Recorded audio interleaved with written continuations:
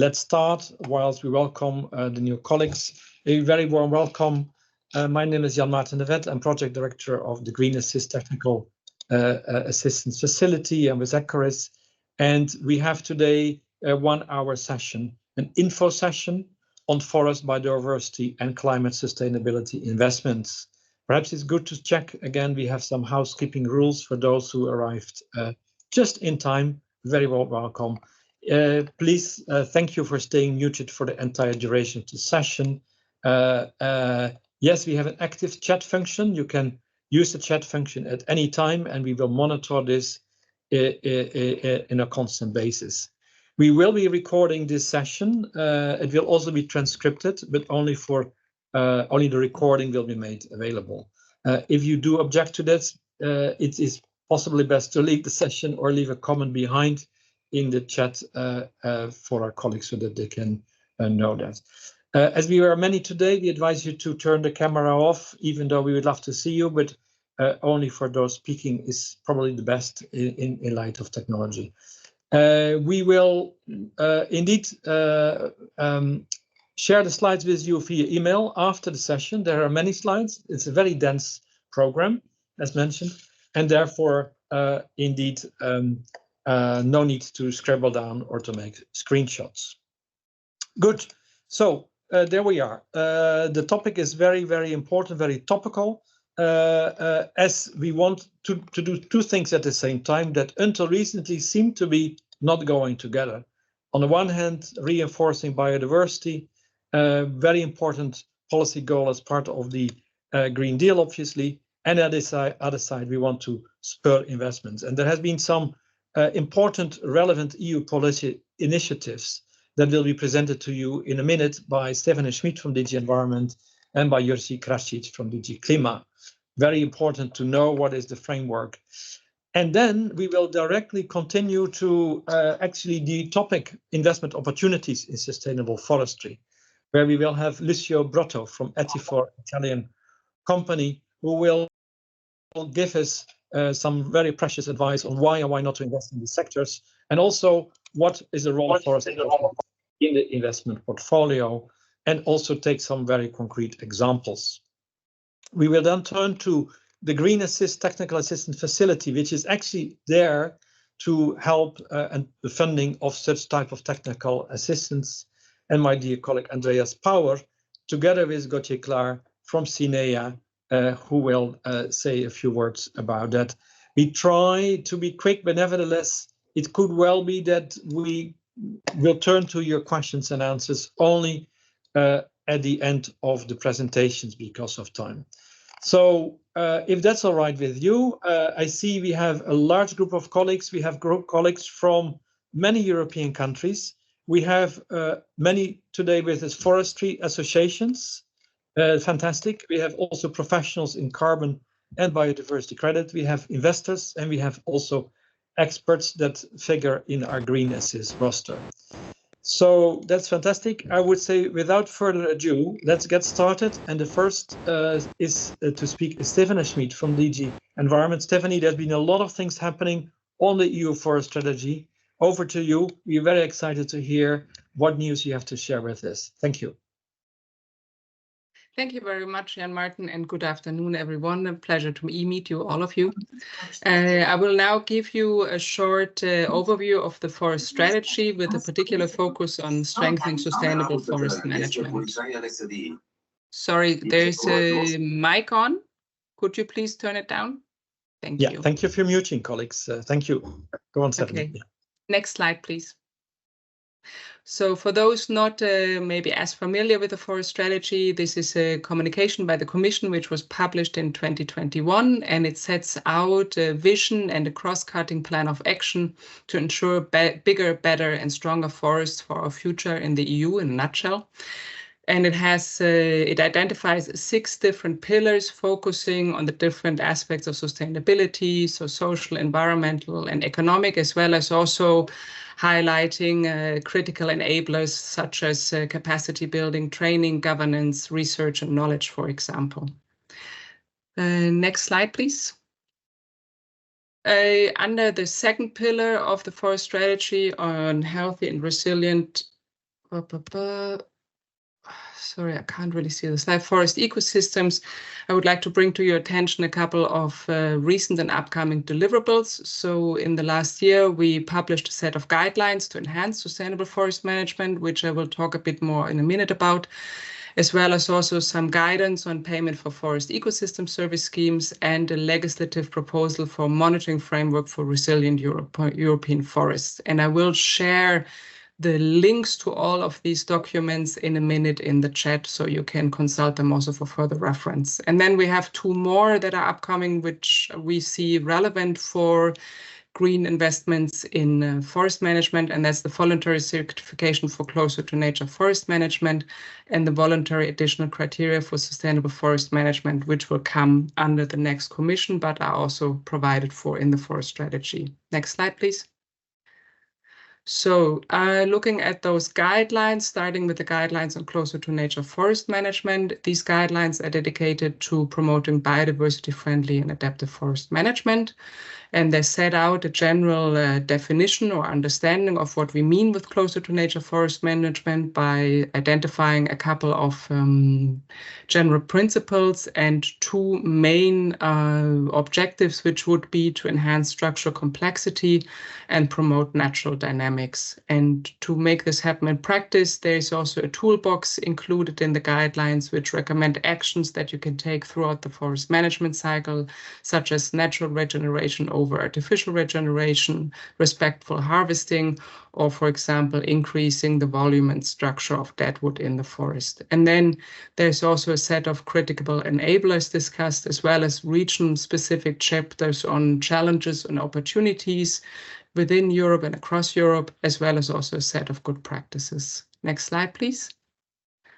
Then we have the guidelines on biodiversity-friendly afforestation and reforestation, which basically is divided into considering three different situations of afforestation, reforestation. The first one in the forest ecosystems as such, as well as also tree planting in urban ecosystems and tree planting in agricultural land. And it also, again, identifies and discusses a couple of critical enablers and also has a focus on climate adaptation, which becomes more and more important also for afforestation and reforestation. Next slide, please. And then the third one of the set for strengthening sustainable forest management is the guidelines on defining, mapping, monitoring, and strictly protecting EU primary and old-growth forests, which is a commitment that has been taken in the forest strategy as well as also in the biodiversity strategy. And these guidelines, first of all, give a basic understanding of what we actually mean when we talk about primary and old-growth forests, and then set out a roadmap as well as guiding principles, first of all, for member states to identify and map those forests, and then discuss the different contexts, public versus private, primary and old-growth forests, and then also how to proceed with actually then finally strictly protecting them. Next slide, please. Next, yeah.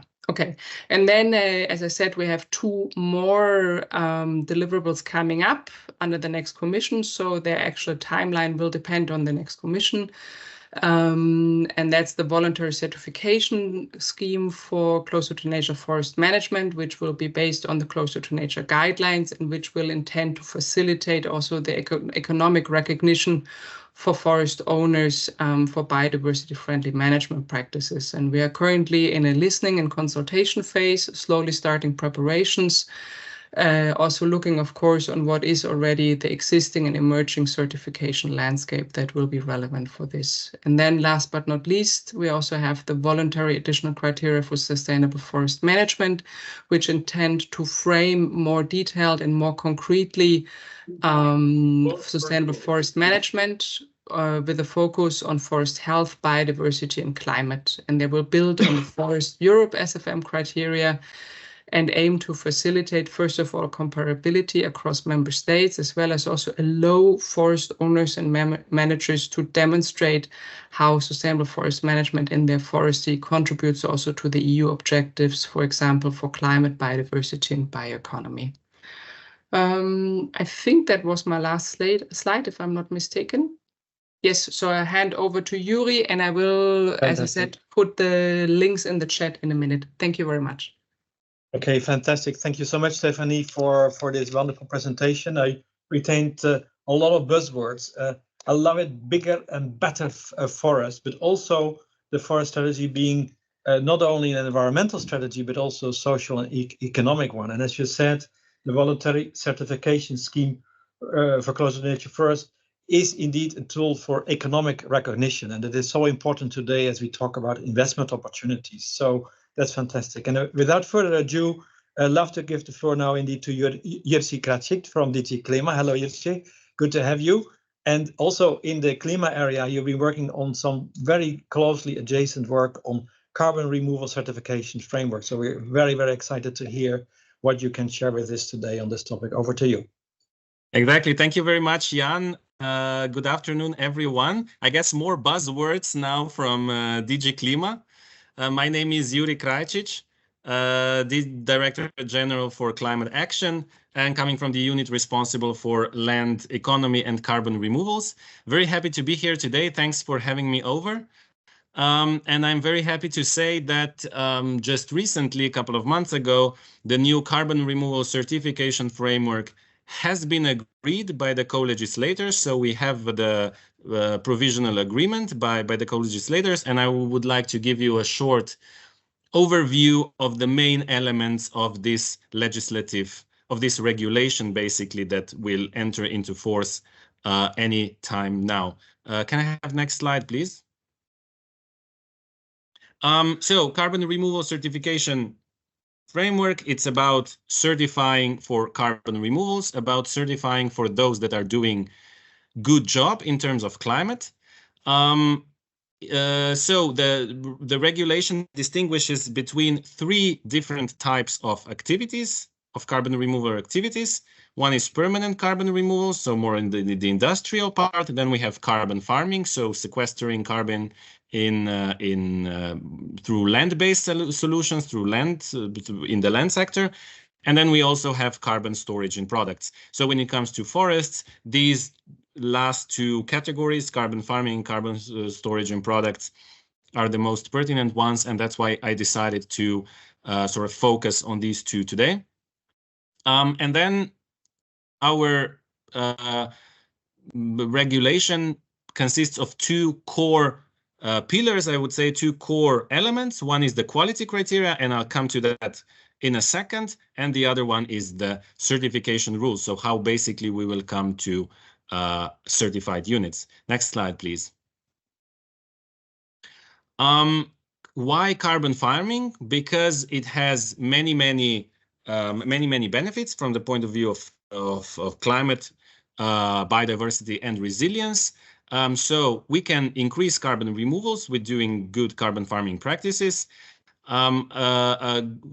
It's also, we see it as a very good opportunity for land managers. So for forest managers, for farmers, any land manager basically, because it will provide additional income. It will provide them with additional business opportunities if they are doing a good job when it comes to climate.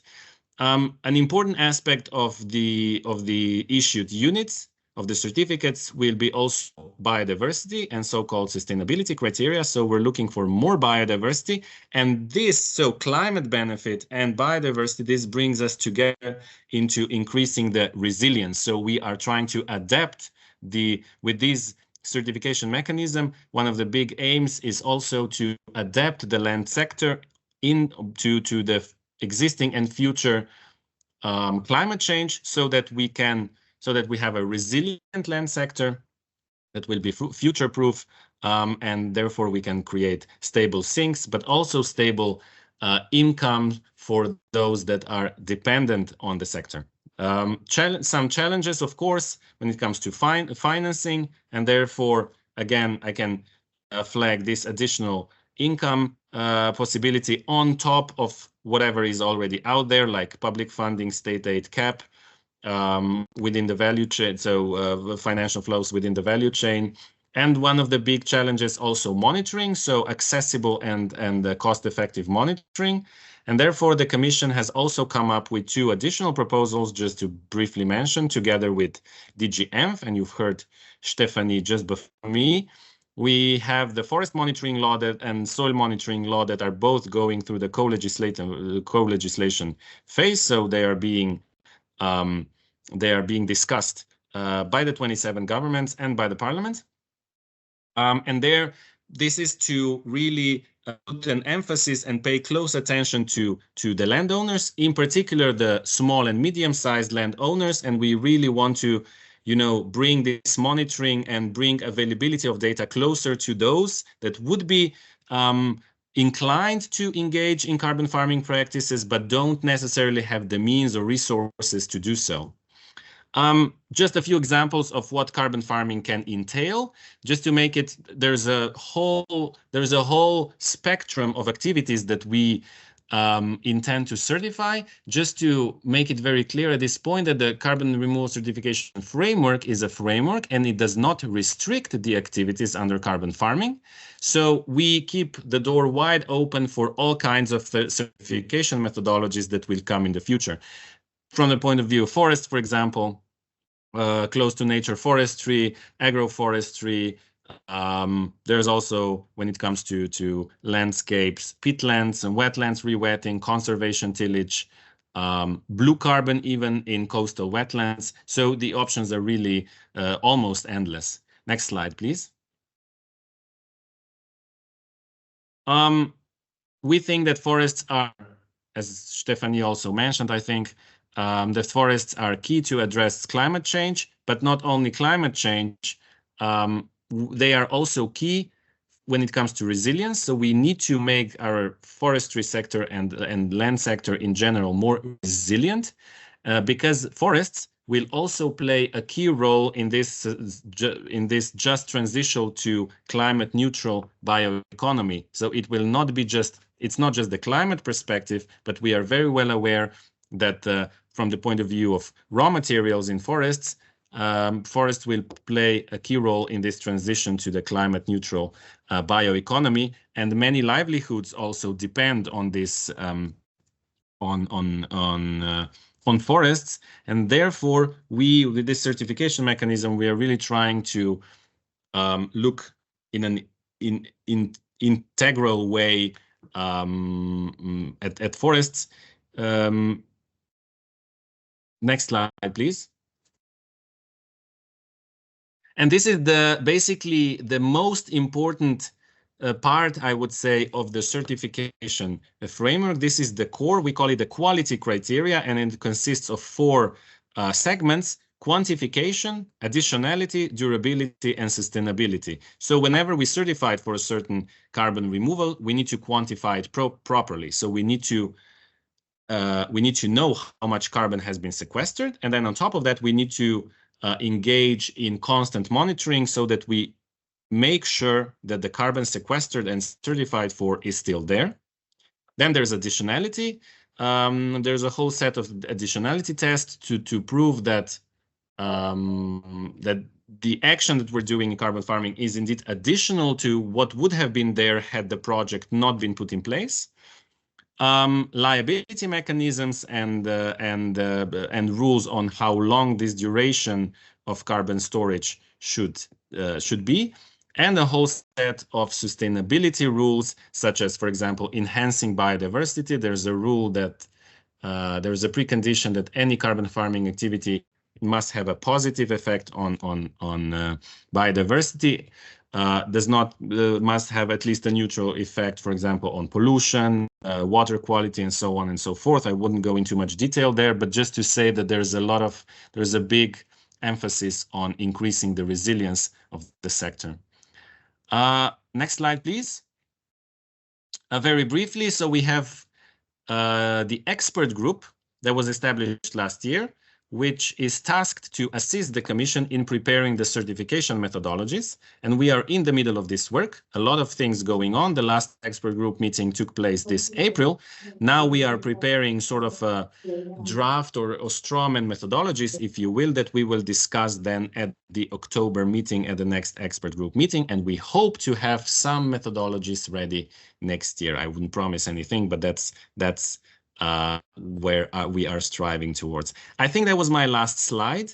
Thanks a lot. Yeah, thanks a lot for your attention. I'm very happy to take any questions at the end of the session. Fantastic. Jitsi, that is fantastic news, and congratulations, of course, on this recent achievement. You know, the adoption of the carbon removal certification framework regulation. That's a big step forward. And also here we see indeed open framework. You say doors wide open. Recognition that livelihoods depend on forests. So the economic part is, of course, very important there also.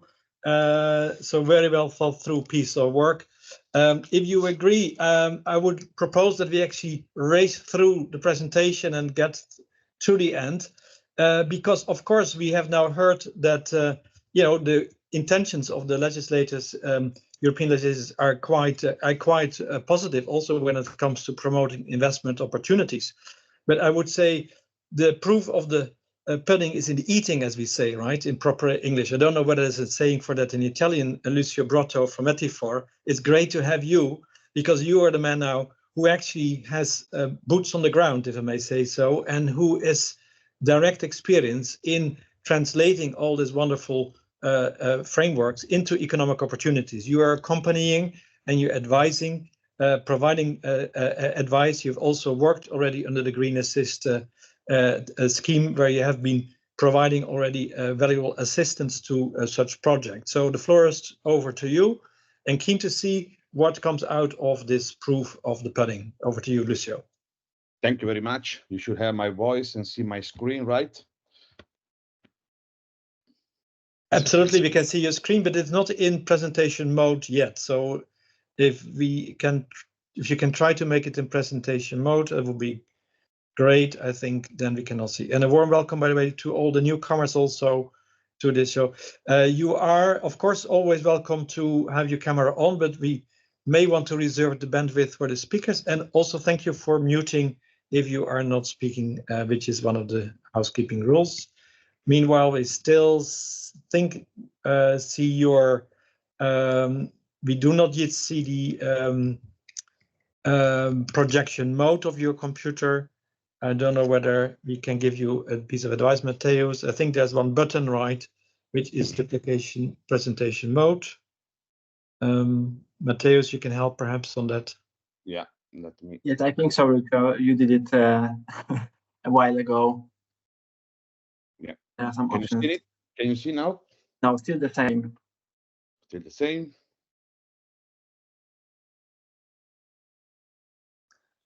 If it is, I think it's. Yes. Yes, that's fantastic. Yeah, wonderful. All right, there we go. Thank you very much. So, why and why not investing in the forestry sector is. So, why and why not investing in the forestry sector is the first part we will touch. Then we will look at the role of forest investments in the portfolio of investors. We will look at the new markets for forest products and services, in particular carbon and biodiversity. New market, because we have always to remember that the basic sustainability, financial sustainability, is often attached to traditional products like timber. And then we will look at some example of investment blueprints, so type of projects, type of investments that can be interesting for organizations. So first of all, we can invest just to make money. That is on the left top side, the traditional investing, or we can just dedicate money for philanthropy. Okay. So in the first case, we are normally not looking at environmental, social governance outcomes, while in philanthropy, we forget about the financial return and we go straight forward to the social, environmental positive impacts. Now, what I'm presenting today is the halfway, okay? So is investing and trying to keep an eye on the profit, but of course, since we need to deliver a long-term benefit for the communities like climate, biodiversity, water, and other pollutants and so on, we need to get a compromise, okay? And this is, generally speaking, the broad investment spectrum. But if we look into forestry, what does it mean? In forestry, traditionally speaking, at the top, there are investments that look just at the return. Those are planted forests, so planting the same clone of trees, planting exactly the same species at a very large scale, or traditional investments are those in the southeast of USA, in pine forest. On the other side, the philanthropic will be tree planting, donation, okay? An organization that is donating money to realizing a new reforestation without the scope of getting money out of it. So in the forestry sector that is by itself, okay, already a responsible and environmental and social sector, we are going to look from the point of responsibility till the impact first. So going from the responsible investment to the impact, the importance of delivering positive environmental and social impact to the society is increasing, and the return is lowering. And now, when we are investing in forestry, we do have this kind of benchmark in terms of rate of return on the investments. So Europe, together with North America and together with Australia, they have been traditionally, let's say, area of timber investments. So the investment have been priority made for timber productions. And nowadays, investors are looking at emerging markets. So Brazil, Colombia, central part of Africa, especially the English-speaking part of Africa, and Southeast Asia, and of course, Eastern Europe. And you can see that the return rate of timber investments is changing. But be very careful, because these timber investments have a main focus that is the one of timber production. And if we want to deliver also biodiversity, we need to get some compromises. If we need to deliver long-term carbon storage, we need to get some compromises as well. So the return rate might be different, but in change, we are adding on top of this return that is based on timber, potential return from ecosystem services. Now, the ideal situation for an investor, a traditional timber investor, will be this one, okay?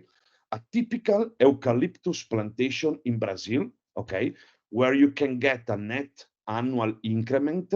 So the forest is growing every year up to 50 cubic meter per hectare per year.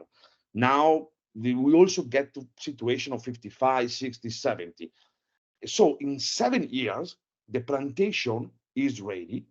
And 20, 30 kilometers from the plantation, you have the processing site where they make pulp and paper or whatever. Okay, so this is a traditional investments. Normally speaking, is profitable, but be very careful. There are very limited geographical areas where you can make this kind of investments, and the benefit related to biodiversity, they are very little. Okay, these are what we call silent forest.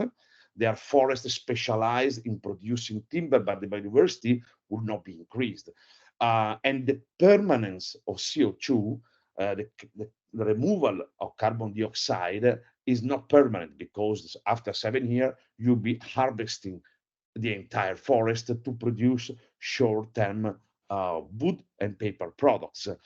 And in some situations, this kind of intensive plantation, which are very good, by the way, for the producing raw materials, have caused water conflicts. We do have some situation similar to this one in Europe, in particular in France, in the south west of France. We do have some situation in Spain, in Portugal, in the Po Valley in Italy, where you can get high growth rate, high annual increments planted forest. Now, where are the money coming from when you invest in forest? The first one is the mean annual increment. So the cubic meter per hectare per year that forest will be growing. And that can be improved either using better genetic selections or management techniques. Be careful, when I say genetic selection, I'm not referring to GMO. I'm just referring also to the selection of the best genetics you have in nature. And so this is how much the forest is growing, how much timber, how much biomass is the forest producing. The second is the change in the timber products prices. When you manage a forest, you will always have timber and wood products, and the price of wood products is slowly growing at world level because the demand is slowly growing at world level. And then the third traditional income of a forest investment is the value of the land. The land is scarce as a resource, and as a consequence, if you are improving that land, over time, the land value will slightly increase. Now you can see a typical share of the return from an investment based on these three variables. Nowadays, we are judging the investments by the variable number 4, which are the ecosystem services. The ecosystem services, traditionally speaking, have been hunting and fishing. So I manage my forest, but I'm leasing the land to hunters to go or to fishermen to go, and they pay me like an annual revenue, annual rent for that. Nowadays, we have new commodities, which are like carbon credits, water, biodiversity, and recreational services. Of course, it's not just summing up a return. We need to find a compromise. Like I was showing you before, if a fast-growing plantation is perfect in terms of mean annual increment, and is responding well to the timber products prices and is keeping the land value stable, it might not be the best situation to store carbon, improve water, and biodiversity. So when you're looking at forest investment, there are some good news, so is the yes part, and some bad news. That's the no part. The good news, portfolio diversification. So basically, the return of forest investments is positively correlated with inflation. When inflation goes up, normally speaking, the other investment value goes down. Forestry, no, forestry goes up together as well. And the return from forest has a low correlation with other type of investable assets. Why? Because forests are not really caring how the market is going, what is the political party ruling the country or European commissions. They really don't care about that. They just keep growing, okay? And so they have a detached return from the other commodities. So normally speaking, investors are using forest to reduce the standard deviation of their portfolio. In the case of planted forest, like the eucalyptus I was showing you before, and particularly if they are in emerging markets, is a good risk-adjusted rate of return. That is what I was showing you on the map with the different return rates. Of course, green credentials. You are investing in forestry, take the taxonomy, okay, the European taxonomy. Forestry is, there is no discussion whether investing in forestry is a sustainable sector, a sustainable investment. And this is also the investment which is easy to communicate and is charismatic, renewable, green, sustainable, water, biodiversity. Okay, you have many positive impacts. And nowadays, you might have also some tax benefits, incentive, and the most important, that I will come back later, public-private partnership. That means there is a public interest in managing natural areas, forest area. There is a private interest. If the two go together, that's a perfect combination. That's where the public can get super good ecosystem services and the investor can get good return. Why investing in forestry is difficult? Oh, you have high transaction cost, because normally speaking, if you want to buy, purchase, or get in concession a forest is not easy at all. In Europe, it's very different. You range from countries like the Baltic countries, where you have super detailed database online of which forest you can purchase, to country where you need to scout area by area, like in South Europe. And so normally speaking, you have like a transaction cost, consultancy, acquisition cost, and that's take time and effort. But this is also why green assist and the support of Ecoris is very important. This is where Ecoris can help you a lot in lowering this transaction cost. Then you have the long payback period. If you want to make an investment in forestry, especially in the Europe Central North, it takes many years to pay back that investment. Minimum is 10, but minimum, I would say, is even 30 years to have to recover the capital, because the forests are not responding so quickly. The eucalyptus forest I showed you before, 7 years, that was in Brazil, okay? So it's among the fastest place on earth where trees are growing. Then you have land ownership and land rights that might be fragmented. Europe is characterized by a fragmentation of properties. So it's not always easy to find the decent minimum size of the investments. Normally speaking, investor will be looking for something that is above 100 hectares, above 500, above 1,000. But in some cases, we had in the past investors that were looking for a minimum of 10,000 hectares in a unique block. And that's not easy all across Europe. And then you have, and I think this is one of the toughest problem, the scarcity of human capital in rural areas. Normally speaking, forests are far away from urban lands. And as a consequence, it's not easy to find the people that are able and willing to do a tough and dangerous job. That is this forestry activity. And those people are decreasing over time. And so as a consequence, the cost of labor of working in a natural environment like forestry is increasing over time. So this has to be taken into consideration when making investments. And we also see that in Europe, and this is quite different from US, where they're used to, they're a common forest investment. In Europe, investors have a low knowledge of the forestry sector, how it works, and so that is at least generate some higher risk perception. And it's not easy to sell forest. So the liquidity, if you buy like your piece of land where you make your reforestation, don't expect to be able to sell that in 1 month, 6 months, 1 year. It might take even more than 1 year and even longer. And then the cash flow. Normally speaking, in particular, if you were looking at what was presented before, when you want to remove carbon, you need to make a net improvement compared to the baseline.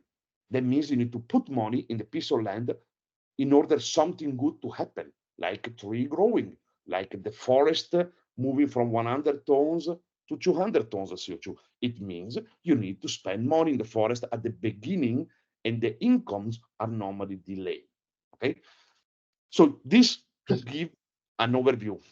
We will be sharing the slides, and aware of time, is it possible for you to run through a bit quickly the remaining slides? Yeah. Because it's fantastic. And I was telling you the importance of public-private partnership to counterfact some of these problems, to solve some of these problems.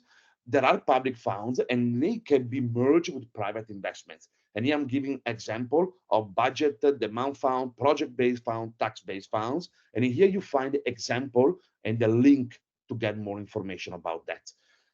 In terms of policies, you have seen quite a lot of that, but just to know that there are private initiatives, and these are the buyers of ecosystem services. They are looking at this kind of regulation, and then you have mostly the EU regulation.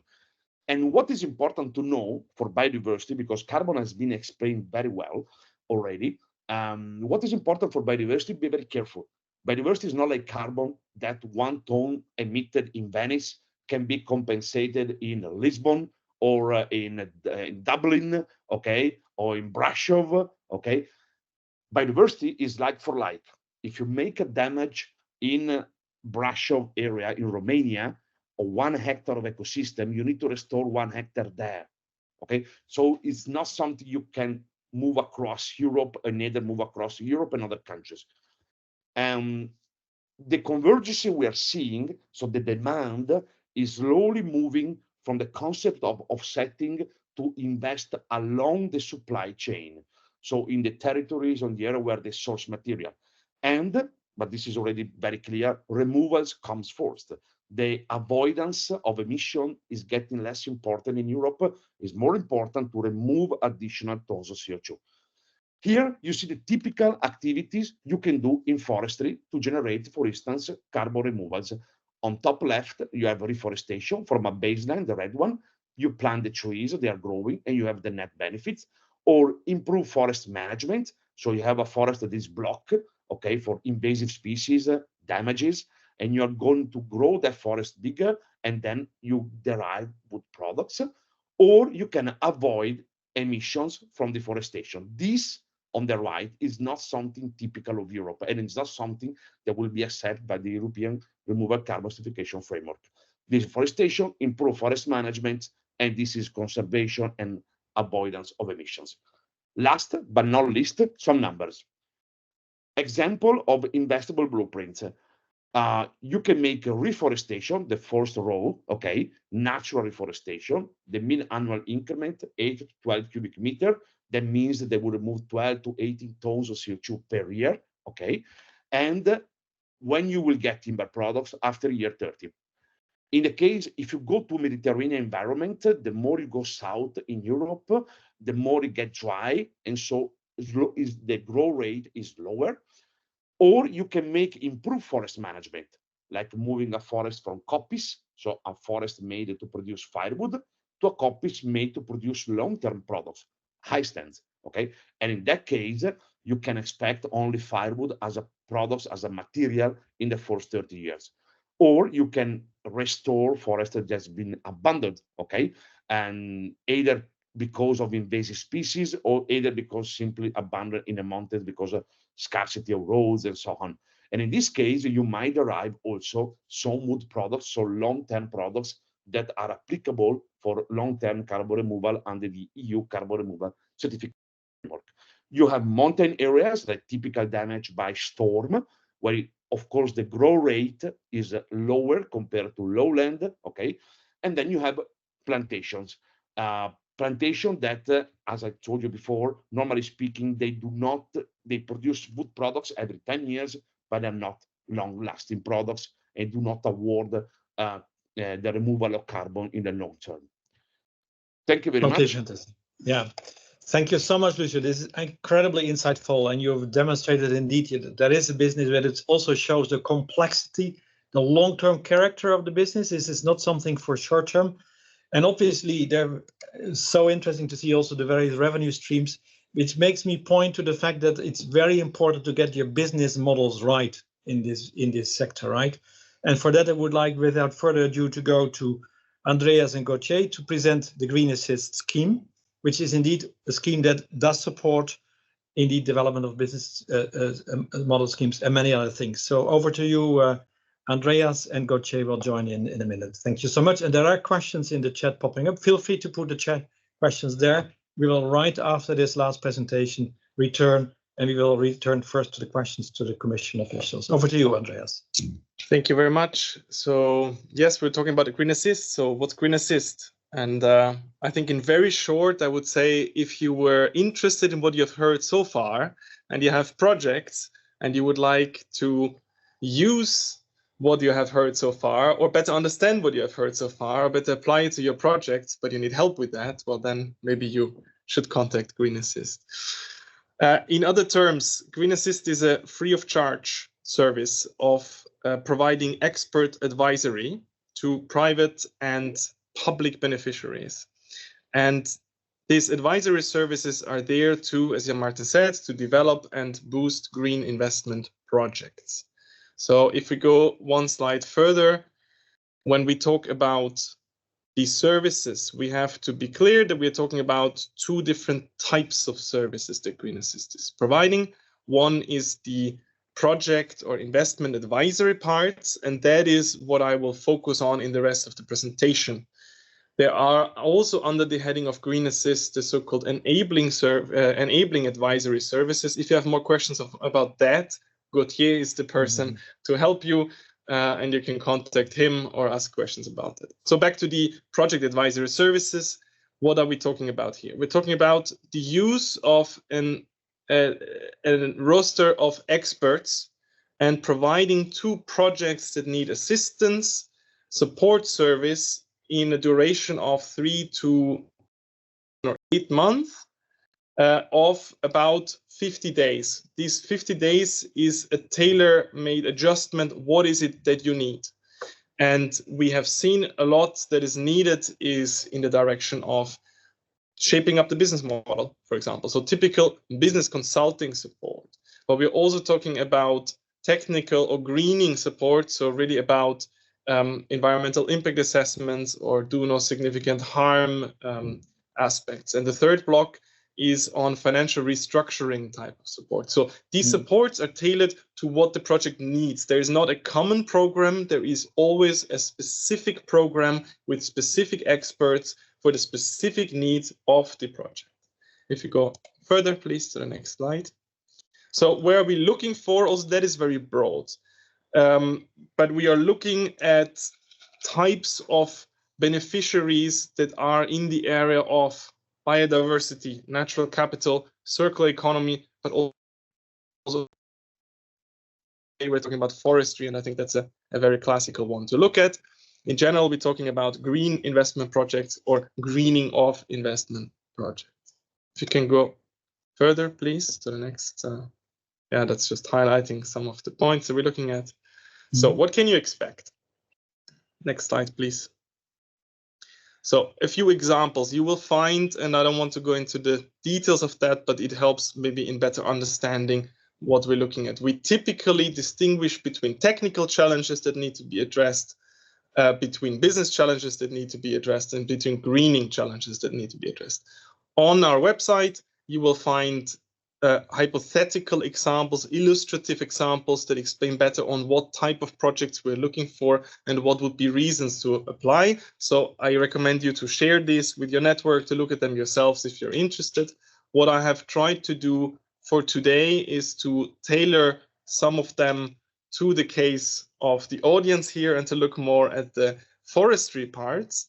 But aware of time, let me not go through all of them, but maybe let's go to the second one. So if you can go one slide further, and people can look at these slides afterwards. So these are fictional examples. So these are not real projects, but they're inspired by projects that we have seen.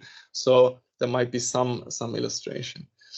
I had to think a lot about this example last week myself, because I was in the east of Belgium, in the northeast of Belgium, in the region of Limburg. And there you have a classic setting of an old coal area that was regenerated, an investment project to regenerate with reforestation there. So investing in that, and all of that costs a lot of money, and people have great ambitions. And let's say you have a development company or a regional development agency that wants to do that, but wants to find a way to invest in that and afterwards also monetize that. So in the case where I was on holiday there. So there's a hotel there, is a lot you can spend as a tourist and building up the economy, but it's also living in Brussels. It's amazing how fresh is the air there. So the trees really do their job. So in the case here, let's assume you have a similar example. You want to do that, but you have a struggle in finding investors or don't know how to do that. And you have not really finalized the business model to do that. And you don't know how to get an expert for that. You don't have resources to pay the expert for that. Well, then I would say that's a very good project to apply for Green Assist. And then we can review it, look in our expert roster, find a suitable expert and define the concrete program for you. The other two examples are of a similar nature. Take your time, have a look at them, but it's maybe better to go forward. It will be shared after this session. So if you can go 2 slides further. Practical advice. So that's something that I really would like to share still. So let's go one step further. How do you apply? So if you're interested, the best way to apply is to use the InvestEU portal. So you go on the portal, there's the link to click on here. And then that's a very simple process technically. You have to just go through the 6 steps. Most of it is just select to define what is your project. So you click on the support needs, and there's some items to fill in. And I will tell you on the next slide what you focus on. So you go there, you fill it in, but before filling it in, prepare something. So can we go 1 slide further, please? So there is an open text box in that application form and that is where you should describe your project and your advisory needs. And this is really the text to use to make sure that your application is seen as admissible, that your application is directed to the right support service, so in this case to us, and that we can speed up the process and make sure that we give you the advisory services as quickly as possible. So here, please use that space to clearly define what is the objective of your project, what is the scope of your project, where is the project, who is involved there, and what are your needs. So what is it, why are you contacting Green Assist? So what support would you need from us? Is it business consulting? Is it with a business plan? Is it an environmental impact assessment? Is it in the identification of investors, etc., etc.? And a last point, also make sure that you show what is the environmental impact. So it's important that we see, is this a green investment project, or what would you need from Green Assist to help you making the project greener, improving the environmental performance of your project? And what happens then after you have submitted, if you go to the next slide, the application will be allocated to the best service that can provide you with support. And assuming you have filled this in the form of a project we're looking at, it will come to Green Assist. At Green Assist side, we will then look at it and see, okay, do we have enough information? If we lack some information, we'll contact you for clarification to get something more in, to make a judgment on eligibility. Once assessed eligible, we will design the work program. And remember, before I mentioned, we have a tailored work program for your project. So no standardized one, tailored work program. So we will interview you, we will find the best experts, and together with the expert and you, define how exactly this support will look like over the coming 3 to 6 months, and what these experts will do to get the best value out of it and make sure that your project advances towards investment readiness. That's the overall process. Gauthier, I think the next slide is the one that that you wanted to come in. We can go one slide further. Yes, thank you. I mentioned everything that we should say. No, yeah, absolutely. Thank you, Andreas. Very clear. And actually, yes, some of my slide will be a bit of a repetition, but I promise to stay under 2 minutes, so that we have time for a change thereafter. But yes, I wanted to take these 2 minutes to present 6 key points that have shaped design by CINEA of Green Assist. So what are these 6 key points? First of all, easy application and process.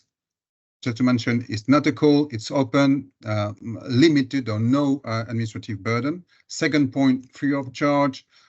I think it's very clear and giving access to environmental professionals, matched to beneficiary needs. You clarify exactly that the needs, the expertise is customized first to the needs of the beneficiary.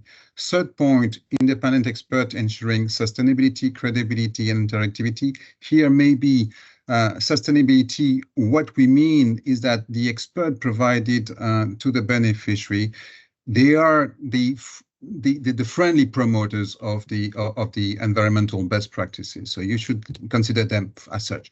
And credibility, they are let's say they express their own view, and it gives a lot of credibility to you and also to third party with whom you as beneficiary will be working. Third point, interactivity, very important. The beneficiary interfaces directly with the expert directly. Continuous support of a project's key steps. Clearly, what is offered is as much as needed to make a positive, hopefully irreversible positive effect on the investment. Fifth, neutral in respect of financial partners. Maybe I want to explain here. Experts are independent. If they make a recommendation as to a certain financial structure or going towards some financial partners, it will be only in the best interest of the project that will prevail. Last, because it's free, of course, we expect, Green Assist expect transparency and accountability, transparency from beneficiaries and accountability of everyone, actually, including ourselves. But as far as accountability from beneficiaries is concerned, It means that basically we expect to see your best effort, you as beneficiary, to make best use of the expertise deployed for free to make sure that, to implement the project, basically. So that's what we expect to see in terms of accountability. Final word, Green Assist aims at generating environmental impact on the ground. It means basically more, bigger, faster, greener investment. So we in Green Assist Securis, everyone around the table, we count on you, project owners and multipliers, because there are many around the table today to bring us projects. So again, the concept of doors being wide open is applicable, and we look forward to receive your request. That's all I wanted to say. And over to you, Andre. Yeah. Thank you, Gauthier. Thank you, Andreas. More material here, right? So we've come a long way in less than an hour. Colleagues, as mentioned at the beginning, if you want to stay on a few more minutes after 4 o'clock, then we would have a bit of time to address questions. I think it would be great. Big thank you to the speakers. All you basically did an incredible job in bringing us all the way from the EU strategies back to very hands-on advice. Now, there are some questions in the chat, and I would like to pose the first question to Stephanie, if you're still around with us, and Yuri also at the same time. So, of course, we heard that there are several pieces of legislation now being put in place. Are there still other pieces that are coming that are important from an investor's point of view to somehow close the framework? It will be very good to see from any of you, indeed, whether there's still more coming up, or whether basically the policy framework is now complete. Yeah, see you. You're both, and Stephanie, feel free to shout both together.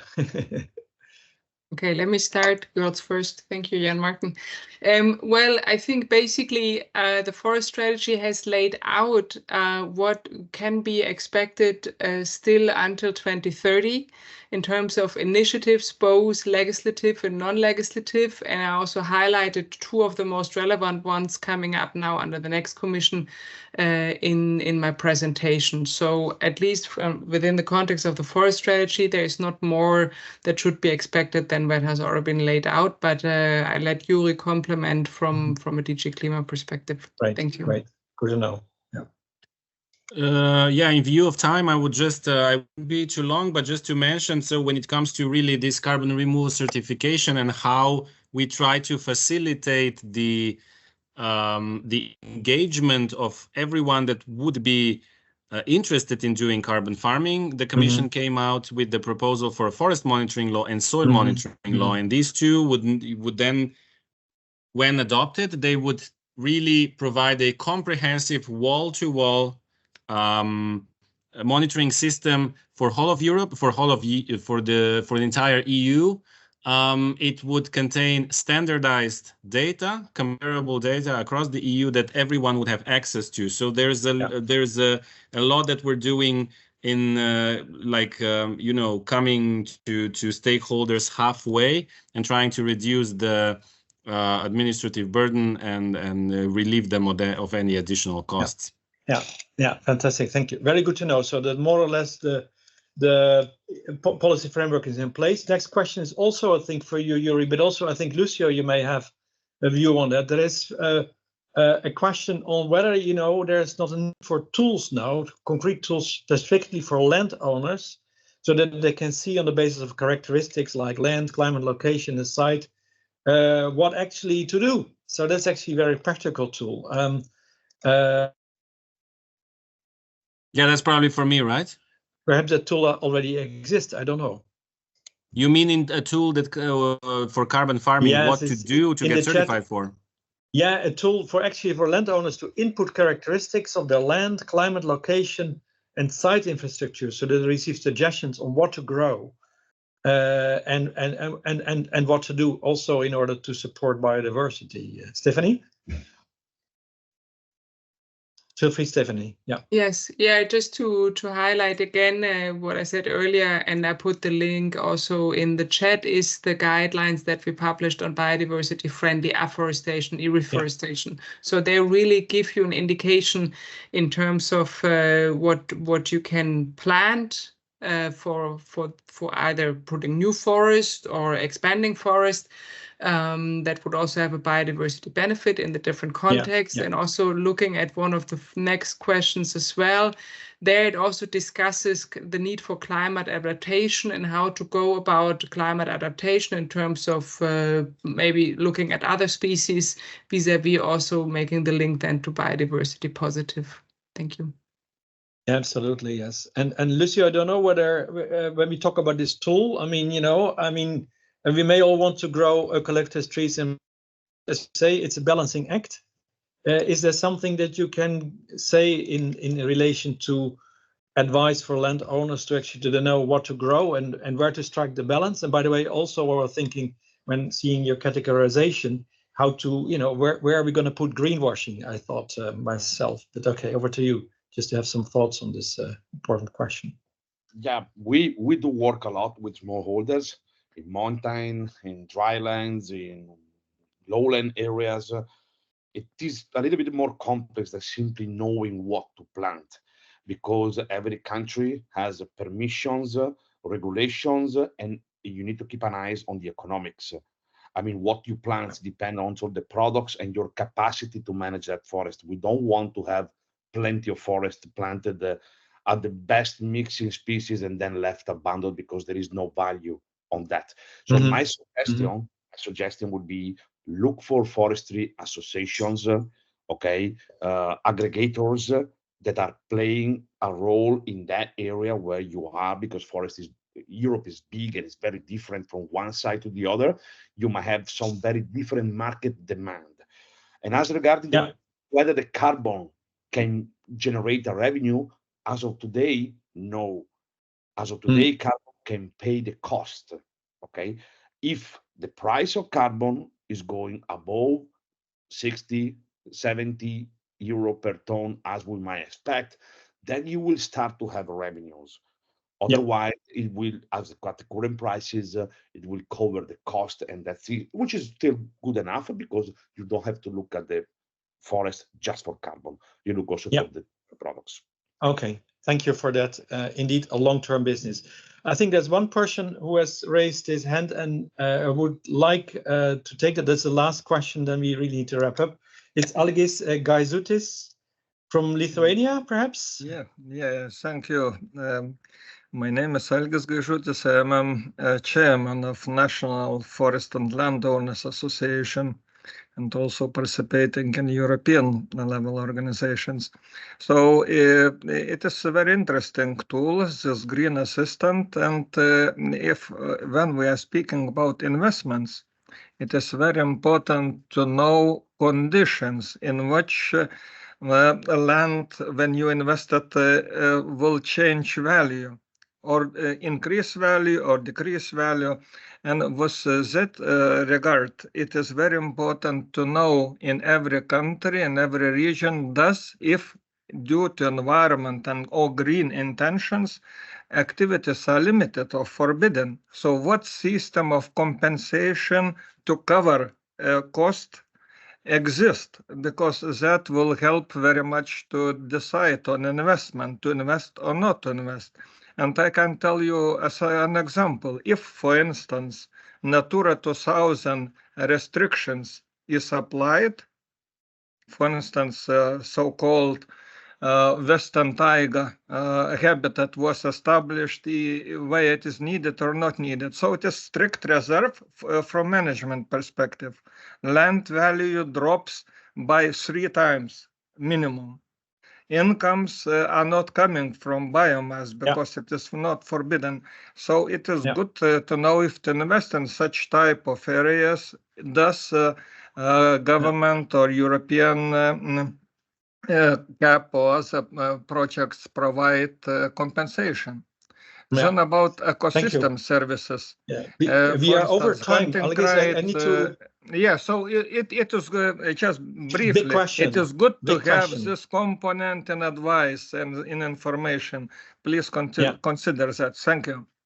I thank you so much. I think, you know, we're running out of time. So I think this is a typical question. I think, thank you so much for sharing it. I think it is also shows that, of course, a lot of this, let's say, investments are geographically specific, and you cannot, of course, replicate it. It requires tailor-made support, right? And that's also where I think I would like to end it now. To really make that point once more, that this is not easy, but very good news. There is indeed a lot of opportunities. I think, you know, I said earlier, the proof of the pudding is in the eating. I would say after this session, I hope you agree that it has increased our appetite in actually investing in forestry. I think it definitely has so with me.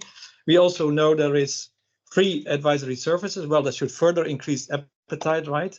I would like to give a very big thank you to the speakers, to Stefan and Yuri, Lucio, Andreas, and Gauthier for the fantastic presentation. It's been very intense, short, but we agreed to do that. There is lots of opportunities. You will get the slides to reconnect. We feel free to reach out to us to any question. The two mailboxes, one is the formal one, if you have already a request, and the second one, projects, green assisted acres. You can basically chit chat, and we're also happy to speak to you.